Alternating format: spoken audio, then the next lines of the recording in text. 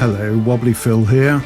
I don't normally do news stories on the Three Phils channel, but Norton are in the headlines this week, and being a veteran news hound, well, I just couldn't resist it.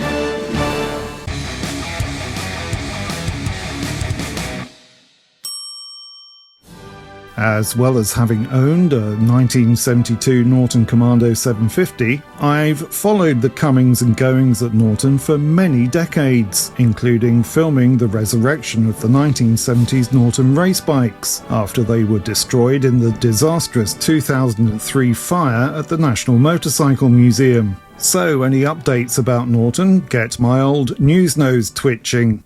Norton had a checkered history for the best part of 3 decades up to just a few years ago. At least 2 former owners were outright crooks, but in 2020 it was rescued by the 3rd biggest motorcycle company in India, TVS, after the greasy former fireworks salesman who owned it ran off with £11 million from the employee pension scheme. The new owners invested heavily in a brand spanking new factory with brand spanking new tooling, and re-engineered the 961 Commando to eliminate the quirks and foibles that were introduced when it was first cobbled together in the 1990s. There's been mixed reviews from 961 owners though, some of whom have had issues with reliability and customer service, along with having to endure recalls. Earlier this year, our beloved Prime Minister, Sir Keir Royal, signed a UK-India trade deal opening up the road ahead for Norton to sell complete bikes made in England, rather than a crate of parts for assembly in India, with the tariff being reduced from 110% to just 10%. Tuesday's announcements at the EICMA show in Milan confirmed most of the speculation of the last few months.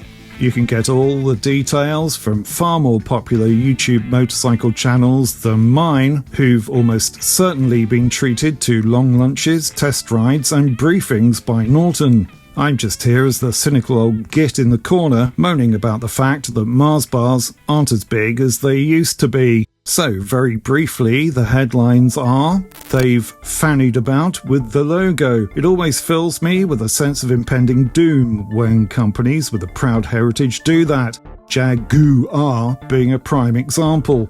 For me, this is a bit of a warning sign that a company has lost the plot. Spending gazillions on a design guru to signify a new start always feels like a last gasp. But as someone pointed out, this could be an additional logo, going down the same route other manufacturers have. 2 Halo bikes were announced, basically improvements on the existing V4, but now sprinkled with magic fairy dust in the form of Norton's iconic Manx branding. But, and it's a big but, the new V4 is now said to output over 200 ponies compared to the old V4 SV's 185. New mid-range 585cc parallel twins, which are likely destined to be ridden by Ewan McGregor and his ilk across a desert in a forthcoming series on ITV4. These have been blessed with the time-honoured Norton Atlas branding. And that's your lot. Much of this, apart from the logo change, had already been widely predicted.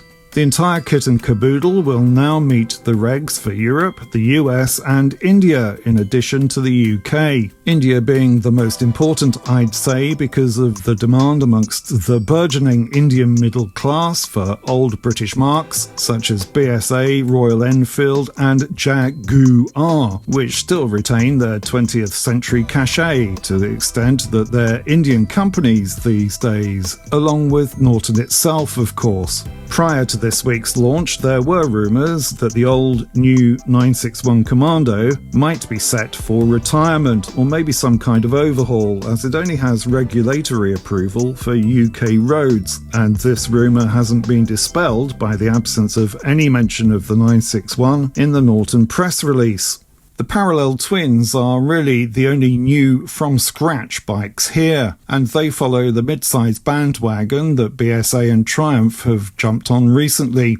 Apparently they'll be joined by a pair of urban scramblers. to be launched next year, but which won't actually join the new lineup until 2030. So, will this propel Norton to the next level? The company's only currently shifting £3 or £4 million worth of product a year, and it's making yearly losses. So, although I'm by no means a financial genius, you've got to imagine that the new models have some very heavy lifting to do to recoup the 9-figure sums that TVS have invested so far. But there you go, if I was a financial genius, I'd be on my yacht in the south of France. I wouldn't be sitting here making YouTube videos. I'm all for British-ish marques like Triumph and Norton going great guns, and it was a shame to see Bolton-based CCM go into administration recently. Getting on for 20,000 people are employed in Britain's bike industry in one capacity or another, and anything that increases that further is to be celebrated. Anyway, bold plans indeed from Norton, even though my initial impressions are that they're playing catch-up rather than overtake on the first corner here. They have a long way to go to even be in sight of Triumph, which makes Mr. Bloor & Co. around 70 mil a year currently. Bet he's got a yacht in the south of France.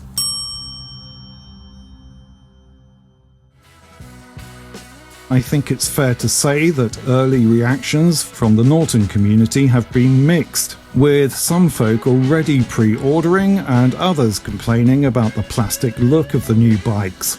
The fact that Norton has bucked the trend and gone for a 600 rather than a 450 appears to have been broadly welcomed. Let's hope this week's announcement does mark the beginning of a bright new future for Norton, and it's not yet another false dawn for the company, something old cynics like me have witnessed more times than we'd care to mention. Well, what do you think? I'm sure you'll have an opinion, so do pop it in the comments. I hope you enjoyed this video. If you did, then please consider liking, subscribing and sharing to let YouTube know we're doing something right here at 3 Phils. Thank you. Oh, for goodness sake, there's a cat in here. Oh, things are pinging. Go on, out.